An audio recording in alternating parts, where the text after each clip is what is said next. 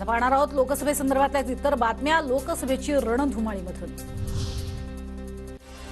बारामती लोकसभेला महायुतीच्या उमेदवार सुनेत्रा पवारच। महायुतीच्या फलकावर सुनेत्रा पवार यांना मताधिक्य मिळवून देण्याचा निर्धार।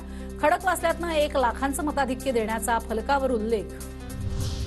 सांगली आणि मुंबईच्या 2 जागा काँग्रेस लढणार। शाहू महाराजांची उमेदवारी महाविकास आघाडीकडून। त्यांनी काँग्रेसच्या पंजावर लढायची इच्छा व्यक्त केली। नाना पटोले यांचं वक्तव्य। चंद्रपुरात कोण लढणार ते हायकमांड ठरवेल, पटोलेंची माहिती। प्रकाश आंबेडकर कोडीत टाकत असतात, कोणताही प्रस्ताव अंतिम नसतो, चर्चा होऊ शकते। वंचितनं काँग्रेसला दिलेल्या प्रस्तावावर संजय राऊतांचं वक्तव्य। अहमदनगर लोकसभा निवडणुकीबाबत सुजय विखेंची अजित पवारांसोबत चर्चा। विखेंविरोधात निलेश लंके मैदानात उतरण्याचे संकेत। लंकेंबाबत भेटीमध्ये चर्चा झाल्याची माहिती। रत्नागिरी सिंधुदुर्गसाठी महिन्याभरापासून फटाके फुटतायत, पण उमेदवार काही घोषित होत नाही। विनायक राऊत यांचे नारायण राणेंना उद्देशून वक्तव्य। यंदा नारायण राणेंच्या पराभवाची हॅट्रिक होणार असाही लगावला टोला।